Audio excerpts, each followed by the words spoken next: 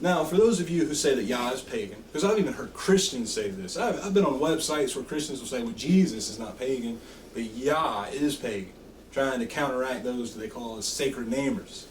Okay? I want you to seriously think about this. The book of Ephesians chapter 3 verse 14 says this, "For this cause I bow my knees unto the Father of our Master YaHuWaH Messiah, of whom the whole family in heaven and on the earth is named, that he would grant you according to the riches of his glory to be strengthened with the might of his Spirit in the inner man." Again, the oil being in the inner man. He's bowing to his knees to the Father after all the people in the heavens and the earth are named, who gives the Spirit into the inner man. But what I want you to see is this. Judas Iscariot, his name is YaHuWaH. It's a common Hebrew name. It means to praise YaHuWaH.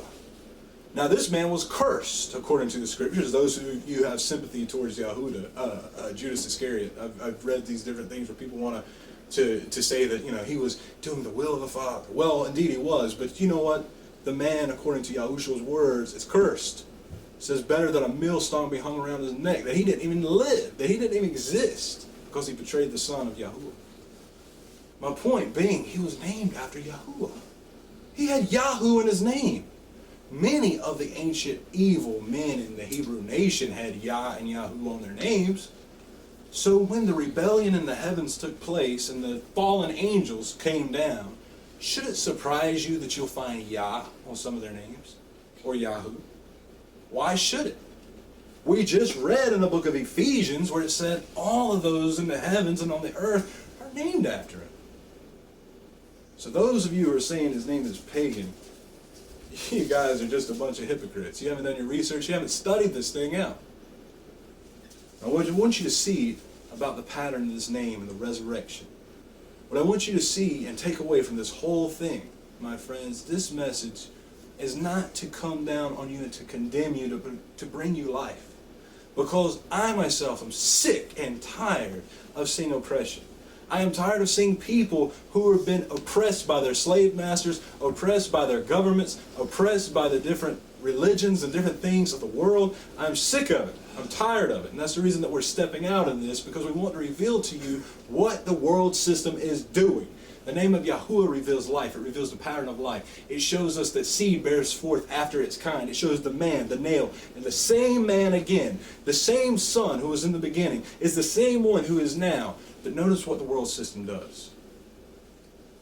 They are genetically modifying the seeds. They are manipulating the animals. They are manipulating our fruit.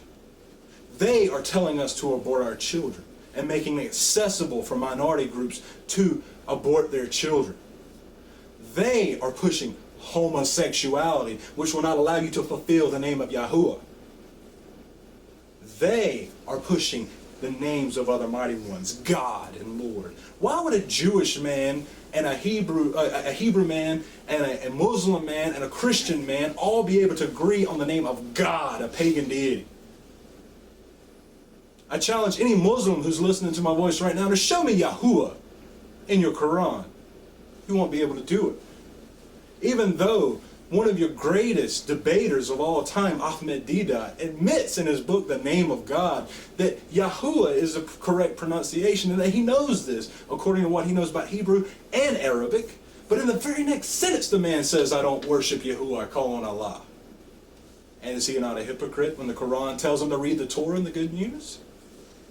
My point is, all these peoples, all these religions can agree on another name. But they can't agree on the name of YaHuWaH. Allah supposedly just means the God. What's up with all these no-name deities? No-name vague mighty ones. Lord, the Lord. Which one? The New Testament tells us there are many lords and many masters. Which one? Baal, that whole system. That's what you're caught up in, friends. You've got to come out of it. Because I'm telling you, the system wants you to swallow down a lie and be drunk on the wine of the fornication of the great harlot. The world system wants you to guzzle down their milk that's filled with steroids and all these different things. It won't allow you to gather your own water from your own springs and to have fields that you can own and pass down to your own children so that they can bear their own fruit. But they're manipulating and controlling the seeds, and they won't allow you to hold on to the seeds, and they'll come licking you if you hold on to their genetically modified seeds. We don't want your seeds. We don't want your way of life. We refuse it. And we call on the name of YaHuWaH because concretely we can study Him and all things manifest. What have you ever created? Did you make the seeds? No, you have to genetically modify them. Did you make the pattern of life? No, you have to manipulate it. You have no substance of your own. Only what YaHuWaH, the great I Am, the great YaHuWaH, has created. And He's given this through His Son. So I ask you, will you continue in darkness? Will you continue to call on the name of God, which is a fortune deity? Isn't it interesting that our dollar bill says, "In God we trust," the name of a fortune deity? And that word in Isaiah that says, and that they forsake YaHuWaH, and that they worship God in many, and that word can also be pronounced money? Is that just by coincidence? What about the word Baal God, which is in the Strong's Concordance, which means Lord God, a fortune deity? Do you really want to be calling on these names? Does this explain to you why the Christians are always asking you to call the 1-800 number listed below and donate the 10% and donate whatever you have, the little old ladies and the poor orphans and the widows who we're supposed to be taking care of in the first place, but they want to milk you dry? I'm not asking for money. Don't send me anything. Call on YaHuWaH. That's all I have to offer you. And I pray that this message finds you well, and I pray that you will dig, and I pray that you will cry out to YaHuWaH. Because if you will call on YaHuWaH, He is faithful, He is true, and if you believe in His Son and the sign of His name, that YaHuWaH has come, that He was crushed and sits at the right hand of YaHuWaH, you too shall be saved. If you confess that He is salvation, which is what YaHuWaH, the name of the Son, means. YaHuWaH saves. YaHuWaH is salvation. The Father's always revealing the Son. The Son's always revealing the Father. They're in perfect unison. When the Son has to submit to the Father in that day, when the name comes down to the earth, He doesn't enjoy it.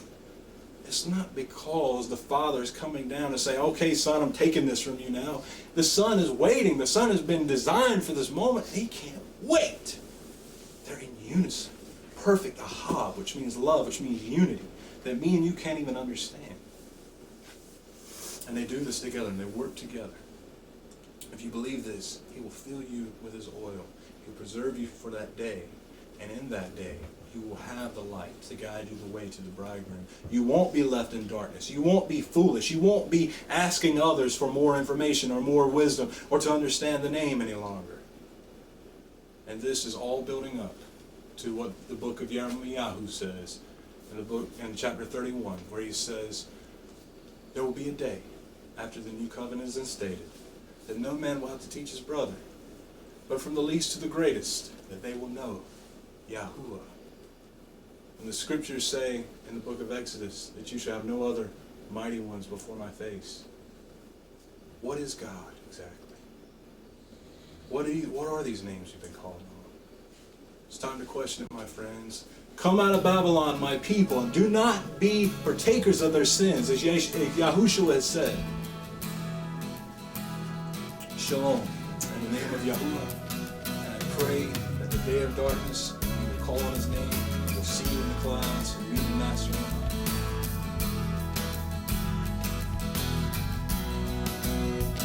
Consider your ways. Consider your ways.